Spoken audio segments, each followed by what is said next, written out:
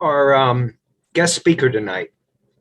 Tonight, we're honored to have with us Mr. Michael Darby from the Idaho National Laboratories, where he spent his previous 7 years working there as a systems engineer. Mr. Darby's been an Incose member and CSEP since 2015. He's actually served on the Incose Snake River Chapter's board of directors for 6 years and even served 2 years there as their chapter president. Prior to working at the INL, he was employed at Fort Greely, Alaska, in an engineering group there. And he spent some time prior to that at a large data center in Denver. And then prior to that, he has 24 years in the U.S. Navy as a submariner and an officer. So with that, I'm going to now hand the podium over to Mr. Darby to tell us about how the INL's mission threat analysis approach is being used to evaluate mission resiliency. And should be able to see our slides here. Looks good. Okay. And I also have the chat pulled up. So if anyone has any questions, feel free to put it in chat or interrupt me. It's better to go ahead and get some of these questions right away while we're on the topic. So today we're just going to kind of go over one of the projects that we're working on here at INL. U.S. Air Force kind of came to us with a problem statement and a challenge. We came up with a process to meet that and have formed what we call the Mission Assurance Tiger Team. So we've been continuing this route since 2017 is our big effort with that. I'm going to go over the process that we developed to meet that challenge, and it's basically, we call it decomposition for energy assurance and electrical power resistance, deeper, also kind of known as a mission threat analysis. We've kept the name even though it's not all about electrical power anymore. We're looking at and we'll see that here later, that we look at everything, whether it's water, natural gas, whatever commodities are needed to support the mission. We want to look at see if you lose those, or if those are degraded, how is that going to affect the mission? So we'll review our deeper framework, our analytical framework, which is how we set it up, and that's what gives us the method to actually calculate what we call mission availability or mission assurance. And then we'll go into how we can do different assessments. We do a single point of failure analysis, dynamic analysis for different threat informed scenarios.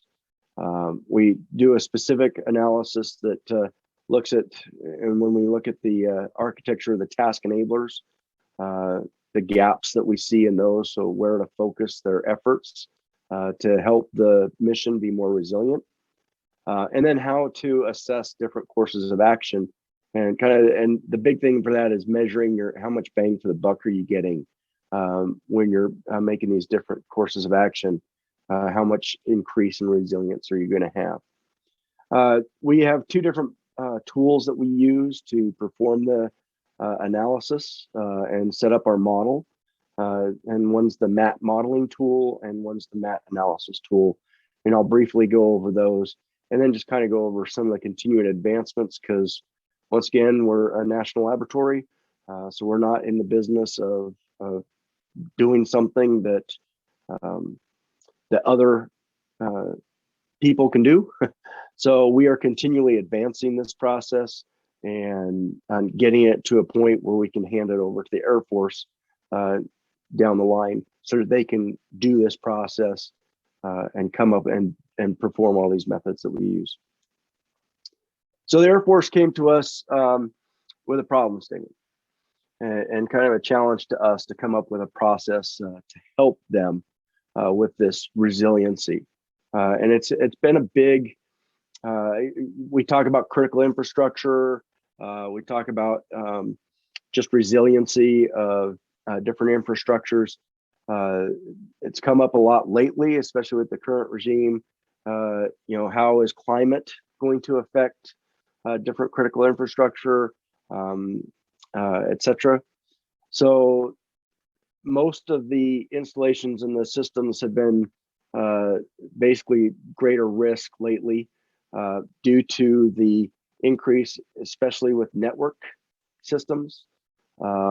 So the network connectivity, especially in the Air Force, and it's across all the services, play a very large role in all the missions that they do. And we've seen that in the ones that we've, excuse me, analyzed. Most of the focuses that they had looked at were just looking at specific installations, what they identified as critical infrastructure. And we found that there was a lot of holes in their methods for identifying the critical infrastructure, and have been able to find different, whether it be pieces of equipment, different facilities, different even methods that have impacted the mission that were not identified as critical. The other thing, the analysis of alternatives we're always just way too focused on power infrastructure. In other words, hey, this is a critical facility, throw a generator on it. They decide that there's another facility that is just as important, throw a generator on it. So all they would do was throw generators for backup power, thinking that that's going to solve their problems when it comes to, in this case, they were talking about energy resilience, which is now expanded to overall resilience of the missions. So they really wanted us to be able to come up with a way to understand how resilient is the mission with your current infrastructure. And it would be great if we could come up with a way to actually provide a value or a measurement of that resilience so that you can use it to compare. And then with that, how can you basically find out what courses of action or alternatives you can use, and how does that affect resilience? So that was kind of the challenge they came to us with, and we came up with this deeper method. So I see a question that says, is INL a federally funded research and development center? Yes. As far as I know, it's one of the national labs. I should know because I work here. But yeah, we're federally funded. Me personally, I'm not a government worker. I'm a government contracted worker, which is the government usually contracts out a company to take care of the hiring and the employees to run the national labs. We're one of many national labs. So hopefully that answers your question there, Steve. So we got this deeper method that we came up with, and I can't take credit for the initial architecture. Our what we call brainchild, Mr. James Murphy, had this in his pocket for a while and came up with this, and has since retired. So I've kind of inherited the reins from him. But we want to look at what we call a top-down, bottom-up approach. So mission, you have mission objectives. In order to meet those mission objectives, you're going to have certain functions. And in order to accomplish those functions, you have different tasks that you have to do. Well, in order to perform a task, we then break that down into what we call task enablers. And task enablers can be performed what we call with different operational options. Typically, there's not just one way to perform the task enabler. So we have our primary way, which is typically the best way to perform that task enabler. If that primary method is degraded or no longer available, then you have alternatives. And it's when we bring in those alternatives or operational options that are not going to perform up to the same ability as your primary option. And that degradation that we see in those operational options is actually how we are showing a loss of resiliency, because now your mission objectives are going to be affected. They're not going to be at their most efficient, whether it be efficient, efficiency, capacity, sometimes just not being able to complete a mission objective, etc., is all dependent upon what operational options that you have to perform those task enablers. Each of those operational options are going to require a mission system to perform that alternative or that operational option. And with those mission systems, you have what we call physical assets. We also call them sub-facilities. So you pieces of equipment, essentially, that support a mission system to perform those task enablers. And most of those pieces of equipment reside in some sort of a facility or location that has support. We call those the Air Force utilities and lifelines, and then the commercial utilities and lifelines. Now, because we're specifically with the Air Force, we're looking at specific installations. Our Air Force utilities and lifelines are, the electric power grid inside the Air Force installation, or the water supply lines there in the installation. And then the commercial is anything what we call outside the fence. So the infrastructure that supports that installation that comes from outside that installation, outside the fence, is our commercial utilities and lifelines, which obviously include electrical, water, sewage, natural gas, networking. All that has to come to support that. And so that green part is what we call the support organizations. And then the blue part is our mission operators. So the mission operators, what they're using, how they're performing their tasks and task enablers to support the mission objectives such that they can perform the associated mission that they want to analyze. So we talked about mission degradation, and this is where we really get into there's all kinds of logic involved with how those dependencies are set up, from your operational options to your mission objectives down to your facilities, etc. And then those operational options, when you get into alternatives, this is where we get the degradation. We've went through this as an iterative process quite a bit with several different mission threads. So those are different areas. I'll just say that some of them we've dealt with F-22. We dealt with the RPA, the remote piloted aircraft. We dealt with their basic training, strategic missile warning. So several of those different mission areas we went through and were able to prove this concept and this approach. And we learned a lot along the way by performing these mission threat analysis. So this is the wording that we have come up with, the different degradation that typically your operators and even your support personnel can kind of understand. Hey, if I lose this, I switch over to an alternative, is it going to operate exactly the same? Am I going to have a small or even a catastrophic? I don't have another alternative, so now I'm done. I can't perform that task. So this is what we come up with, and then there's different percentages associated with the change into what we call the mission availability from the degradation. So I'm going to jump right into what we get out of the analysis before I get into the tools. I wanted to, it kind of helps establish some different terminology that we use, especially in the tools, but also shows what's the benefit, what are we getting, what's the end product of the deeper process. And so this really points out to what we're getting. So first thing, that the first type of analysis that we do, once we have a baseline model set up of their mission, the first analysis that we do is a single point of failure analysis. So everything, every item that affects the mission objectives is in the model. We can go from a mission objective all the way down to the electric power plant that may be in the next state over, that if I lose that power plant, it's going to have some sort of an effect on my mission.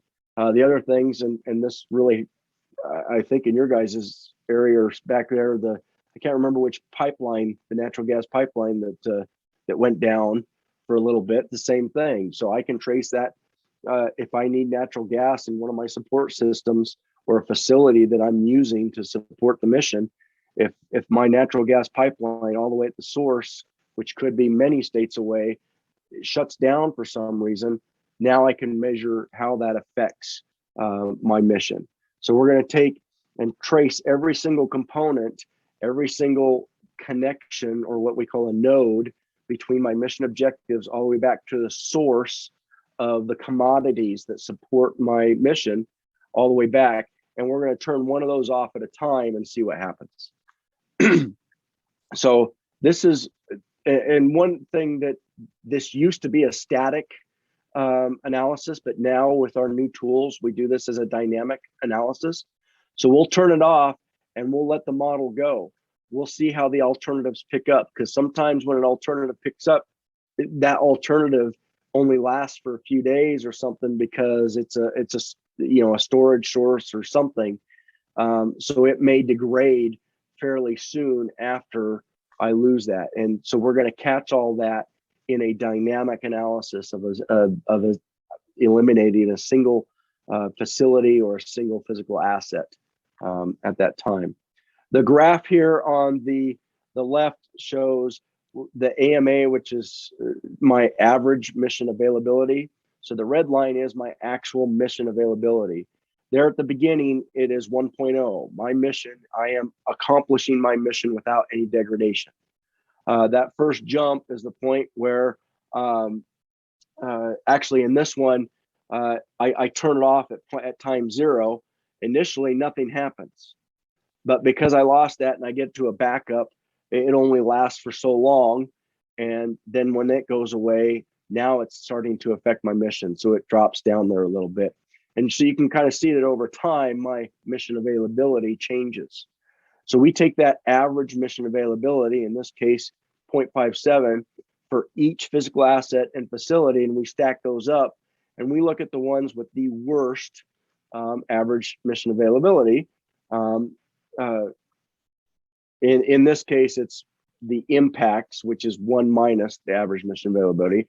So our impact is looking at how much impact does that one asset have, or that one facility have, on my mission. And then I'll sort out, I mean, if I've got 600 assets, in this case, I've got 600 assets, I'm only looking at the top, 15, 20 assets that are going to be giving me problems. Typically, because of redundancy in most systems, if I take one thing away, one piece of equipment or one facility away, we've seen for most of the time the missions can handle just one failure. And which is expected, especially when you're in the military and dealing with some of the missions that we've looked at. But there's occasions where you've got that one critical piece of equipment that everything funnels through, and if I lose that, I'm going to have a severe impact on the mission. So that's that one that you've got to have a really robust piece of equipment in that position, or come up with other alternatives or redundancy to help to solve that. So that's our initial single point of failure analysis we do. Well, that's all on great, but what about if I take that one piece of equipment away while I'm already in a power outage, or while I already have my network down? So that's what we do. We do a single point of failure analysis with a stressed system. So I've already have no commercial power to the installation, so I'm running on generator power. Now I take that one piece of equipment out. How is that going to affect the mission? So this really helps, especially when we're looking at backup systems for backup power or backup communication systems. It helps identify your critical systems that you may not see in your normal operating state. But if you're already in an emergency state, whether it be no commercial power, or you don't have resupply of like fuel, for example, or your communications available, the system's already stressed. Now you can find those other critical pieces of equipment or those critical facilities through that. And those are the ones that you get that list of those critical facilities and important pieces of equipment. Those are the ones that you want to identify as, okay, let's start looking at those. How weak is that critical piece of equipment? Are there any threat vectors that affect that one piece of equipment that is going to really have a high impact on the mission? And if there is, how do we shore up that critical piece of equipment such that the threat vectors are not affecting it? And we'll go a little bit that when we discuss courses of action. It also helps us when we're going through scenarios. Some of the things we do is we look at mean time to failure analysis, specifically with generating equipment. We also look at some of the rack mounted UPSs, which are typically not, I'll just say, maintained very well. So they have a high failure rate. And when we do our actual dynamic scenarios here in the next section, we will fail some of these critical pieces of equipment if our mean time to failure says that, hey, out of 25 generators on the installation, over a month time running, 3 of those are going to fail. Well, which ones are we going to fail during our analysis? We're going to fail the ones that are most critical to you. And this is how we find those most critical pieces, is through the single point of failure analysis. So it's going to tell us which generators are more important to the mission. Murphy's Law, and we use that lightly quite a bit because of Mr. Murphy, who used to be here with us.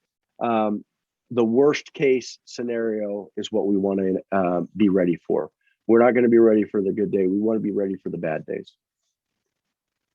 So now that we get into our threat-informed scenarios, one thing that we really looked at is because we looked at several installations throughout the country, and they were in different locations. So I'll just give you an example. We looked at Tyndall Air Force Base, and we were doing an analysis of the F-22 mission out of Tyndall Air Force Base. And we're actually supposed to be there October 10th of 2000. What was that, 19? Was that 3 years ago, I think? Hurricane Michael hit on the day that we were supposed to be there. So we ended up pausing that and switching our focus a little bit on another installation because Hurricane Michael hit and it pretty much took out Tyndall Air Force Base. So you could have hurricanes in one location, other areas, let's say over in California, earthquake could be what your threats are. Off at Air Force Base in Omaha, Nebraska, flooding. That's a recent thing that we've seen there. So there's different types of threats that can give you these types of scenarios.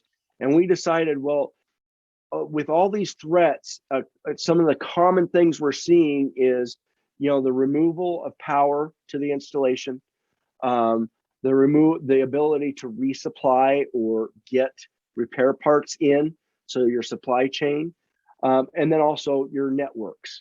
So we said, hey, those are the things that really we're finding are going to affect the mission the most.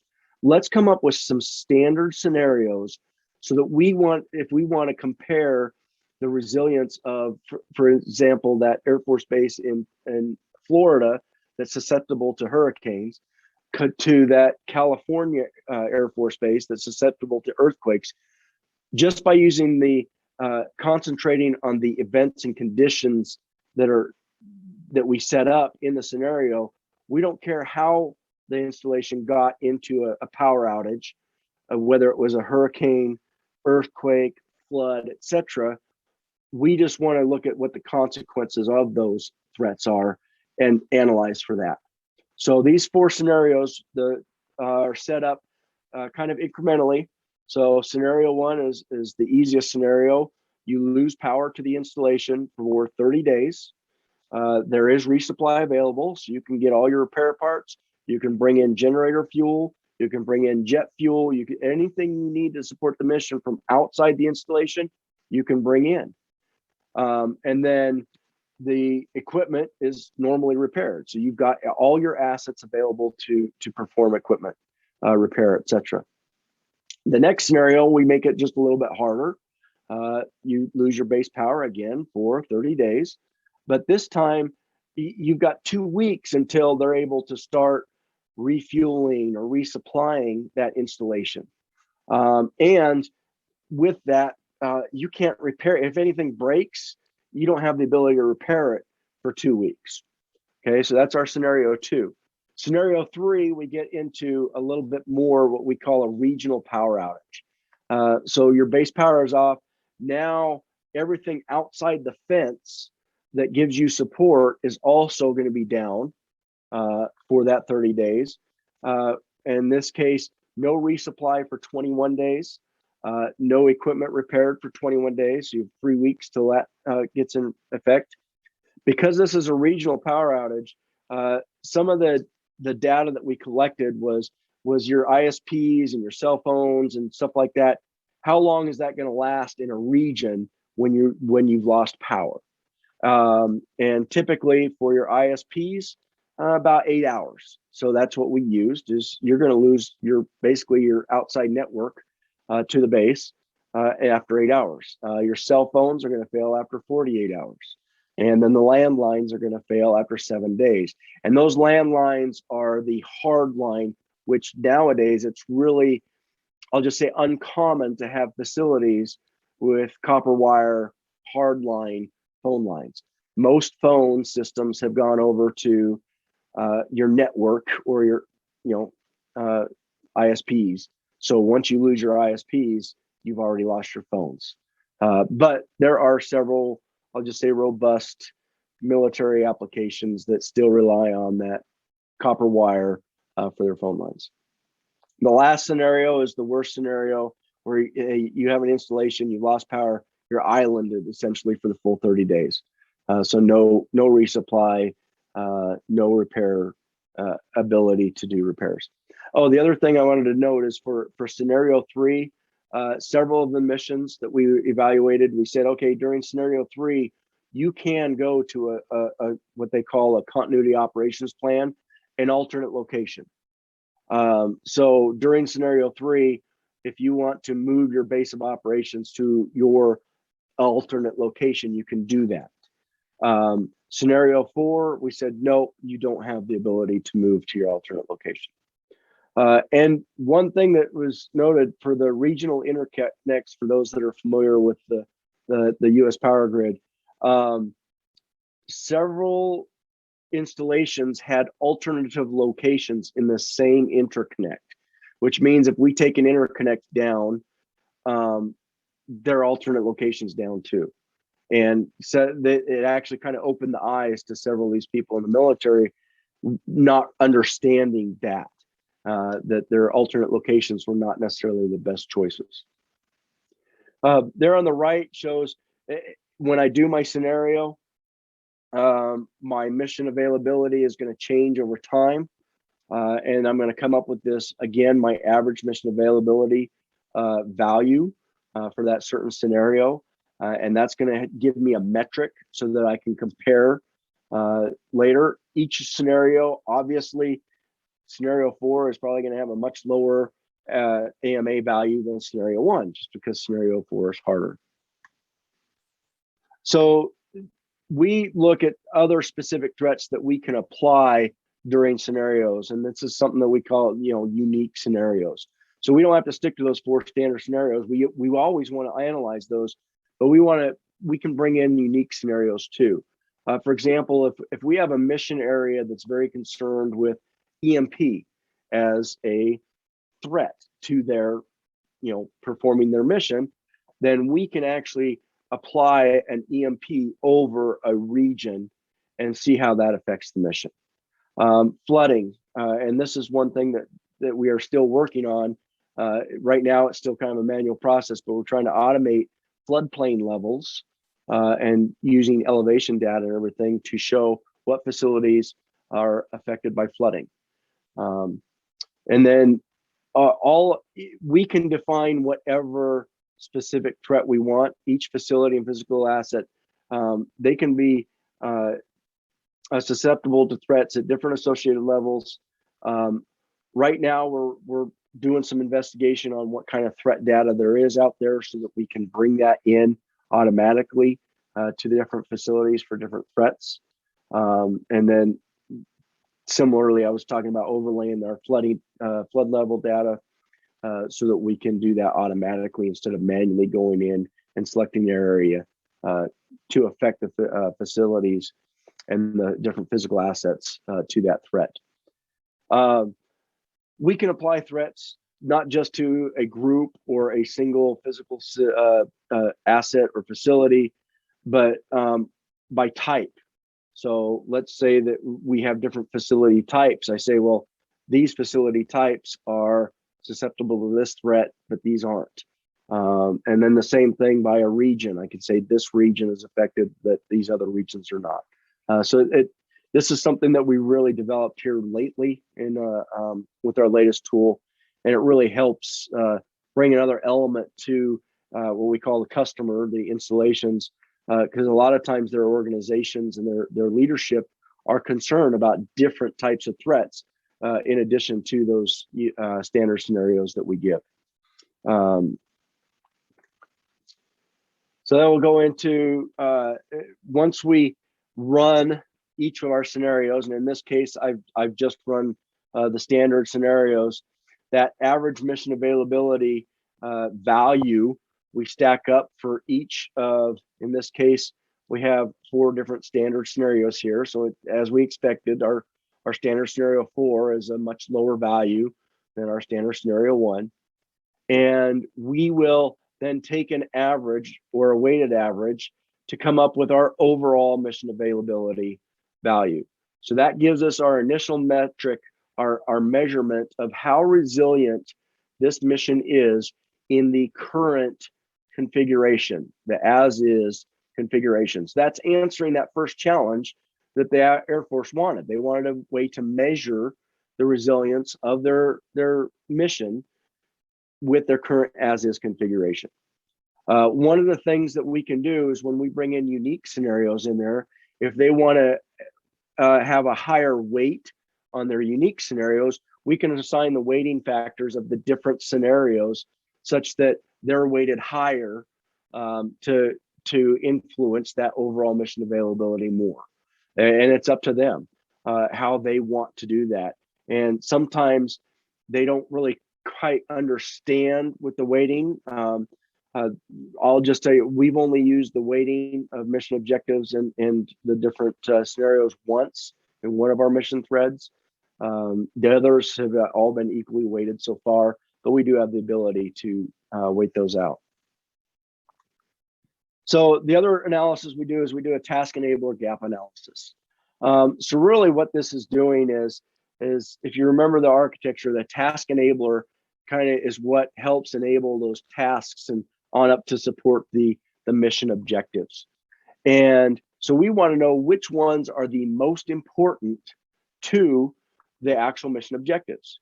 So what we'll do is we will take an entire task enabler away, say that it is not doing anything.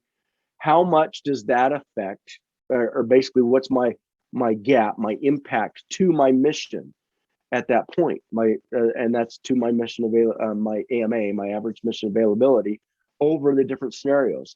So we'll do it for each scenario, and then we'll basically, based on our weighting factor for that, comes up with our average gap for all the scenarios that we look at.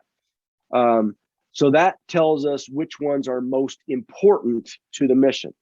So now they can say, oh, gee, I thought this task enabler was important, but really it's not. It's this task enabler. The other thing we look at is you've got a mitigated gap and an unmitigated gap. So the mitigated gap, in this case on the graph on the left, is the green portion of what we call our gap. So what happens is during the scenario, a task enabler is going to take a hit. So it's not going to be performing at its optimal or at its normal value. It's going to suffer some kind of degradation. So what the green part is it's measuring, okay, what is it really operating at during those scenarios? And the red part is the difference between what it's operating at during the scenarios and at optimal, or basically the baseline or as is configuration. So that unmitigated, that red part is what we call the unmitigated gap. Also an opportunity for improvement. So we will then take all of the unmitigated gaps and put those into a graph, and the largest unmitigated gaps, those are the task enablers that we want to focus on for courses of action. We want to do something to shore up that task enabler whether, and we'll go over that here in just a minute, but whether we want a different way to do it, another alternative, shore up what we have for the equipment, etc., to make sure that that's where we're going to get the most bang for our buck, is if we can, that's having the highest impact right now on our mission availability, on our resilience. So we want to concentrate on those different task enablers. So now we're looking at, well, we have found that if with the as-is configuration, we have these threat vectors that we have found, and they're affecting some task enablers. Some task enablers are degraded due to different things, whether it be the loss of power, network, etc. And so now what do we do to make it such that it's more resilient? Well, we've got what we call our little 4 layers here. So we've got our current backup assets. If they the threat vectors are also taking those down. We have alternative facilities, operational options. Those are the different ways to accomplish those task enablers. And then you have these backup installations, or this is kind of what we talked about, the continuity operations plans, where they would actually just move that task enabler to another installation if available. So to go ahead and if I come up with a course of action that gives me another alternative or another operational option that is going to protect me against these threat vectors, I just increased my mission availability, my resiliency, by protecting that task enabler number 2. So that's one way to come up is adding an operational option that's not affected by any of the scenarios that we've looked at. The next way is hey, maybe we've got those backup assets that need to be armored up or shored up. So I'll give an example of that one. Let's say I've got a diesel generator that I use for backup power generation. So when I lose power, now I'm relying on that generator. Well, if that generator is also in a low level and prone to flooding, okay, maybe if I built a berm around that generator, I've just shored up that threat vector of the flooding affecting that generator. So that's something I can do to shore up a certain asset, is make that asset more robust by either shielding around it somehow, making it such that you have redundancy in that asset, etc. So there's all kinds of different ways that we can look at. Sometimes operational options are not just an alternative piece of equipment, but maybe a complete alternate way of performing those task enablers. And we found sometimes that just changing procedures, such that you have an alternate procedure to do things, that helps give you a course of action that you're not really investing in assets or infrastructure, but you're investing in basically people thinking of different ways to do things procedurally. So now, once we figure out what the best courses of action we want to analyze, we put those in the model and we rerun all those scenarios with that course of action active. And that kind of, one reason why we're looking at multiple scenarios is it does give us a bigger picture, because sometimes if you look at just one scenario, you have a course of action that's going to protect you against that one scenario, but it may not protect you against the other scenarios or even the unique scenarios that we analyze for a certain mission area. So now we go through and run the same scenarios that we ran for the baseline, the as-is configuration, and we compare that with the course of action. We look at our OMA value, our overall mission availability value, and we can see that gives us a change in overall mission availability. So now if you have multiple courses of action that you're looking at, you can now see which courses of action give you the best change or change in resilience, so that affects your mission. if you are analyzing, and this is one thing that we're kind of getting to right now, is we're analyzing multiple missions. And so you're taking that OMA value is a combination of multiple missions. You want to try to find the courses of action that are going to help the most missions that on that installation, and that'll be measured in your overall mission availability for which one has the highest change in mission availability. The other thing you can do then is, okay, well, what if that one that changes our overall mission availability the most costs $1 billion, but I got another one that changes it just a little bit less than that one that only costs $1 million.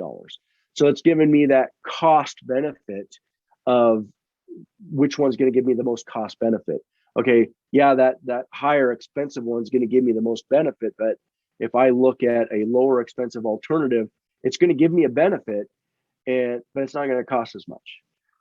And sometimes we're all dealing with restrained budgets, so it's not like they have an infinite pool of money, even with the government, infinite pool of money to come up with these different courses of action. The one other key thing that we've really learned from doing these is typically the installations that'll have multiple organizations and multiple missions on an installation. They're all competing for different support from the support organizations. And, they'll identify a critical facility and say, hey, we need to shore up this critical facility to help our mission. And so the support organization will go and add a generator for it. But yet the mission operators say, oh, we could use this other facility. So they take all the money that they have to move all their equipment to another facility, while the support organizations put all the money they have to this generator that now no longer supports a critical facility. So there's not a lot of communication between the organizations. So that's one thing that the Air Force has recognized and starting to come up with one thing they call it a resilience officer. I think it was a resilience officer at each installation that will help coordinate different courses of action, different projects on the installation and how they affect each other, to make sure that they're not all trying to solve the same problem and end up crossing each other's paths. Getting them to sit down, what we like to do is a tabletop with the different organizations to discuss these different courses of action, to see which ones maybe this organization has a little bit more money and can invest in this course of action, and now we can invest in a different course of action to address a different threat vector or a different task enabler that is important to our mission objectives. And the combination of those two have a better overall effect on overall mission availability than if they kind of competed at the same one. And we can do that by putting all the courses of action in that each organization can afford at the same time to see what the best combined effect for the courses of action are. So now I'm going to step into, okay, how do we do this? How do we get this done? So our deeper tools, we have a MAT modeling tool and we have a MAT analysis tool. It's eventually going to be all one tool. We're working there, but right now this is what we have.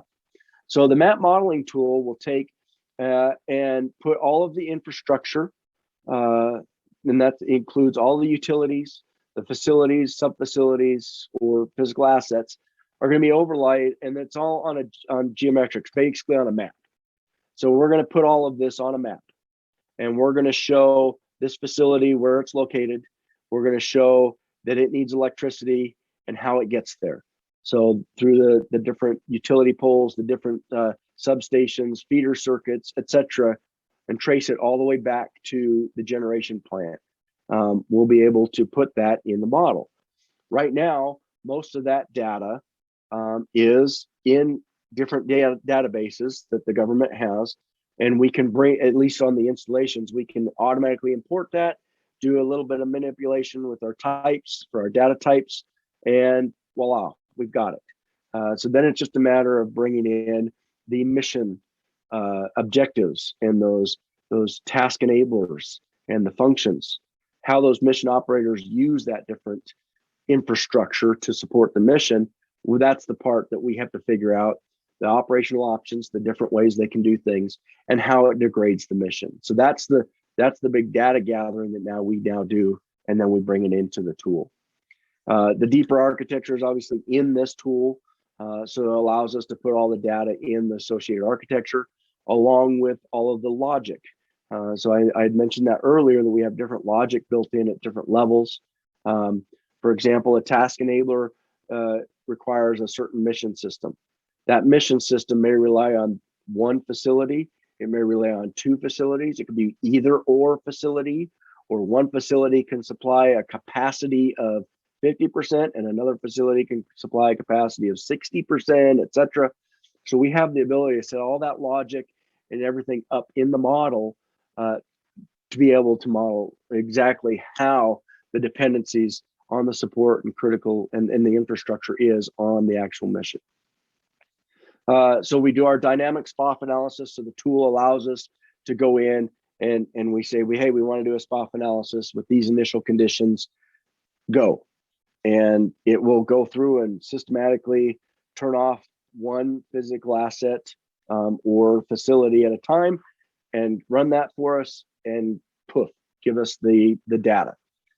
So it's all an automated process now. We can apply defined threats over geographic areas. So when we do our scenarios, it allows us to draw a circle or a shape or select different areas and say, hey, I just had an EMP at this time. Tell me all the facilities it's going to affect, and do that in my simulation. We run the scenarios in this tool. So it's going to automatically, we are going to define, hey, at time 0, you lose commercial power. At time 8 hours, you lose your ISPs. Hey, also at time 0, you lose the ability to resupply. But at time 21, we're going to turn that resupply back on, or day 21. So we can manually basically set up events to drive the scenario, and then we just let the simulator do everything after that. So all of the delay times, like a generator, if it takes a minute to start and start doing load, we set that time up. If a UPS lasts for a certain amount of time, we have those estimated times and stuff set up in the model, so it'll automatically, when that UPS is drained, automatically shuts it off, and then everything else that's affected is perturbated throughout the system. We then can take all of that data that we just did, running the scenarios and running the SPOF, and it'll also run our task enabler gaps, actually gets that data from the scenario data, and we can export that. So we export that data into our MAT analysis tool. The MAT analysis tool, we bring that data in, it's going to be able, we can then display the mission architecture in a tree view, and I'll show you an example of that. It just lets us see the entire architecture, the entire mission, all the way down to the actual source if wanted. We can also look at a scenario dashboard, so we can look at the different elements and how they're affected during the scenario. And then it gives us all those pretty graphs that we saw showing our mission availability over time, showing the overall mission availability and the average mission availability, task enabler gaps, all those pretty graphs and everything. Our modeling tool can't do, so our analysis tool does that for us. And I'm not going to get into, just from time, I'm not going to get into an actual demonstration of the tool set, but these are just some screenshots from it. So I just like to point out, so if I have a facility can be dependent on natural gas, water, could have multiple sources of electricity, and then it also produces wastewater. So we look at that too. This is kind of just, you can kind of see, and I'll just let you know, this is unclassified notional data. This is just a picture. This is Barksdale Air Force Base. So you can see all of the dots, the different colored dots represent the different types of facilities. All of the lines represent the different dependencies. So certain facilities depend or provide certain commodities, and those different line colors are the different types of commodities Yellow is electricity, green is network, purple is natural gas. I think we've got some diesel in there too. This is just a screenshot of setting up our events. So we set up our manual events and then let the scenario go. During the scenario, we can look at the map, and over the different events, we can show which areas are green, which are red or that have been compromised or degraded. So just kind of a map view. And then we can look this graph here kind of shows the square is a certain facility. In that facility has multiple sub facilities where we'll model different electrical circuits. We'll model UPS.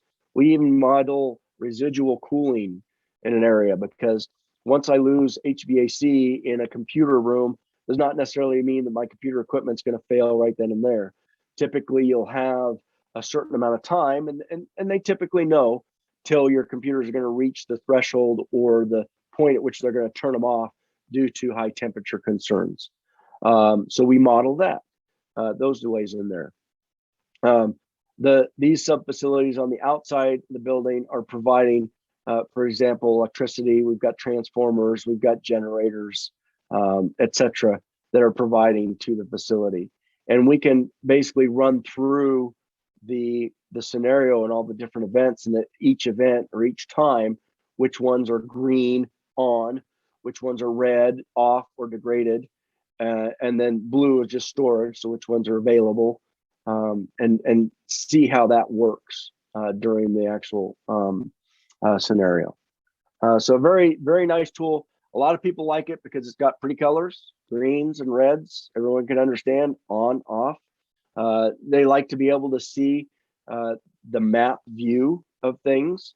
One thing that we had lacked before was being able to see all the installations on a map. And this really helps convey to the customer which things are being lost during the different scenarios. Our MAT analysis tool, it is an access database that we bring all the data in. It allows us to do a tree view. We can look over the scenarios once again, reds, greens, half greens, yellows. That's just going to show different degradation over the different time, because we can look at different times for the events. It helps us generate these different graphs that we have. So our task enabler gaps, our overall mission availability, even these graphs of our mission availability over time, all gets generated from that. We have a scenario dashboard where we can look at a certain scenario. We can look at all the different elements, the mission objectives, the functions, the tasks, the task enablers, etc. Break them down and filter them out and say, hey, I just want to see the tasks that are affected at that time in the scenario, and select a certain event time. And then it's going to give us a nice red, green, yellow, different coding for what the degradation is of each of those. So it just kind of helps us as analysts to see things at one screen or one location. Our map modeling tool, it takes several screens to look at the whole architecture and everything other than just the map view. Some continuing advancements that we have. So we've already worked on a lot of this. So, and as you saw in the screen of the map, we look at water, we look at wastewater services, we look at natural gas, any commodity that we want to be able to support the mission, we can look at and define in the model. The threat-based scenarios, climate-caused impacts, and cyber, we're not quite to the cyber contested environments yet, but that's something that we want to get into. That's kind of a big thing these days. But cyber is not just a matter of turning things on or off. You can get into a lot of misinformation with cyber. So we haven't gotten into that yet.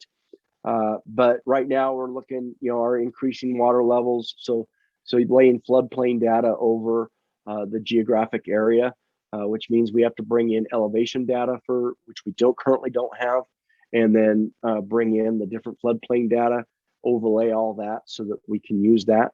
Supply chain impacts. We've started looking at specifically looking at installation, and we look at their refueling plans to make sure that, hey, when you're on an extended power outage, are you able to keep your emergency backup generators refueled? And it's surprising how many installations think they can. They can't. When you only got 1 or 2 fuel trucks available, even if you had 24/7 coverage, that fuel truck is not going to be able to deliver enough fuel to all their emergency backup generators. And we've proved that with an event model on several of them. And that's going to be brought into our modeling tool also. One of the things that the Air Force does is they do energy resilience readiness exercises. So that what they do is they'll actually turn off the power to a base, or at least portions of a base and installation, and see how that affects the mission, how all their backup generation and everything works. One thing we haven't been able to do that, we just go off of, hey, the operator says that when you lose cooling in this area, it reaches this temperature after so long, or this UPS lasts this long, etc. When you can go and then do the actual ERI, it shows the customer, hey, when I turned power off, look, I reached this temperature after this time, or hey, this UPS only lasted this long. So it provides us validation, especially for a lot of the time delays and the degradation, the operational options. So they may think that it's going to affect the mission a little bit, but it really may affect it more, etc. But those areas are done on a short period of time.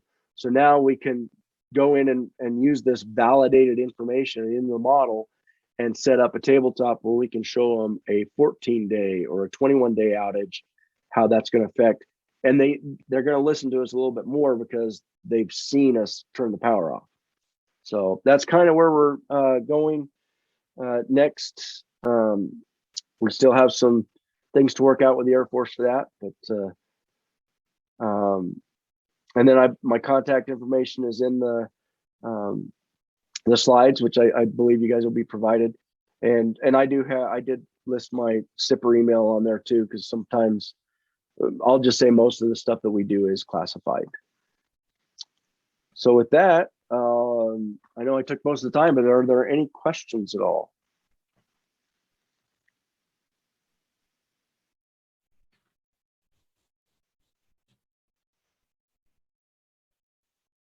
Okay, thanks, Aaron. Oh no, I guess I got a question. Mark here, Kaz.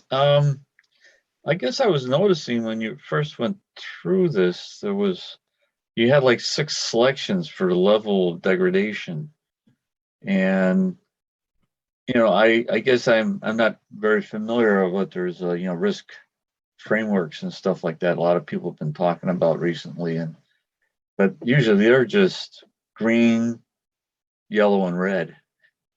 Right. Not as much detail, but I did like the way that you broke that down and said, okay, we're going to have this, and where are we on this? And you develop a matrix that really gives you more definition. And then, like you said, as you go back and validate some of these things with an actual experience, now you can actually go in there and say, yeah, this bothered us a lot more, or was a lot quicker than we thought, because we thought it was going to last 10 hours and only lasted 6.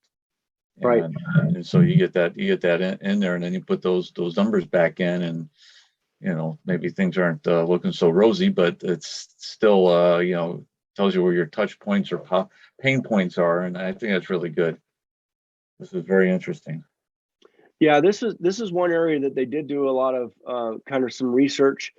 Took kind of what has been done before on how many choices do you give somebody.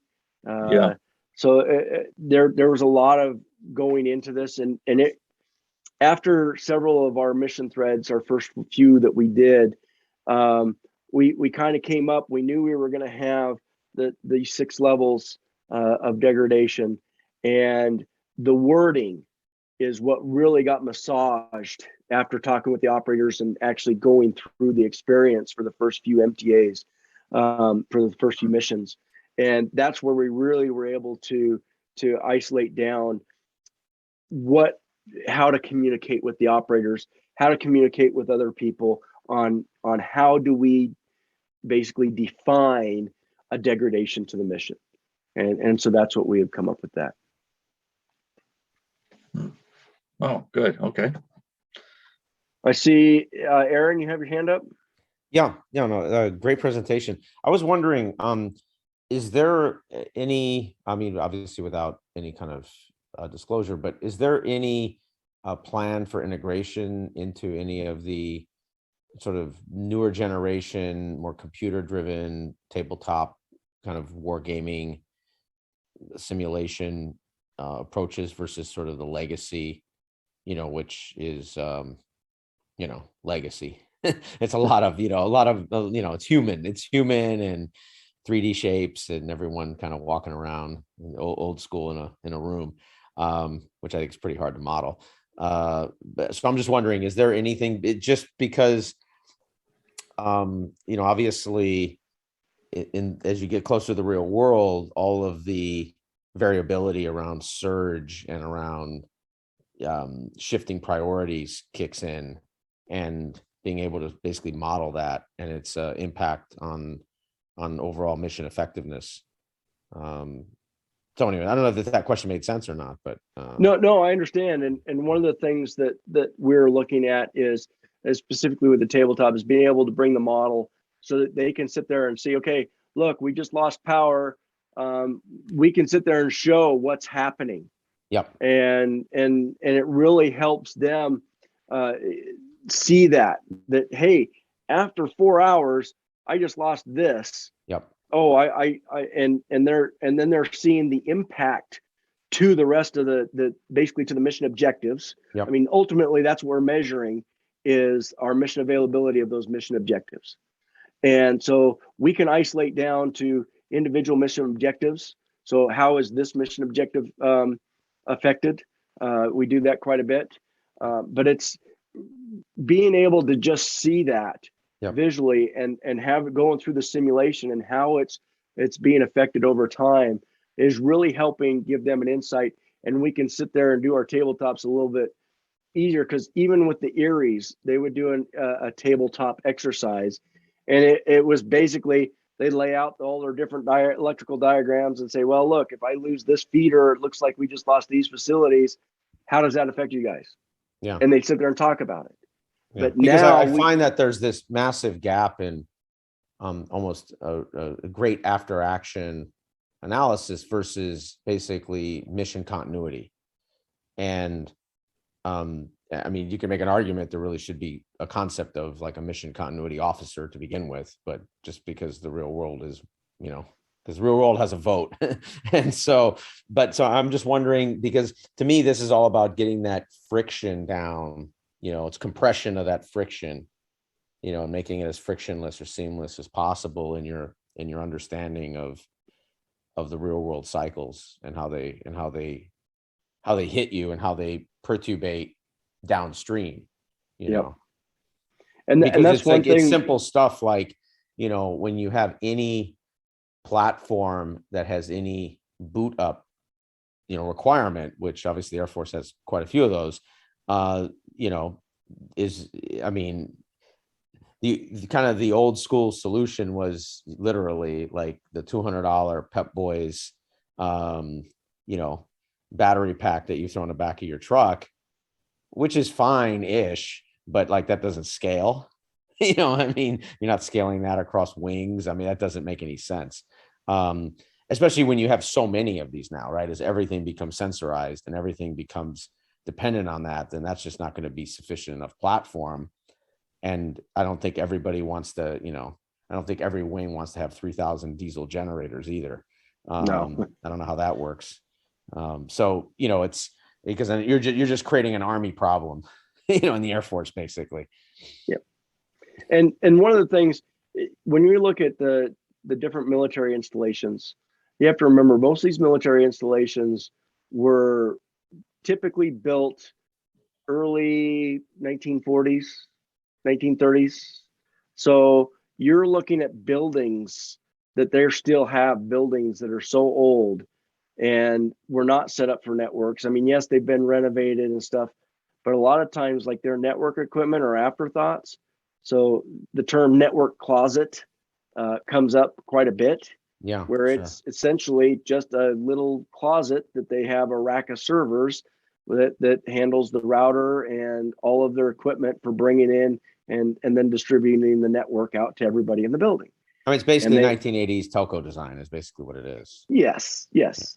So there's a lot of stuff that, you know, that we can find, but yeah, it's definitely something, and we have not been able, and I'll just say that, you know, we do research and development, so that's what we're doing. We have been unable to do the tabletop exercise with this new model.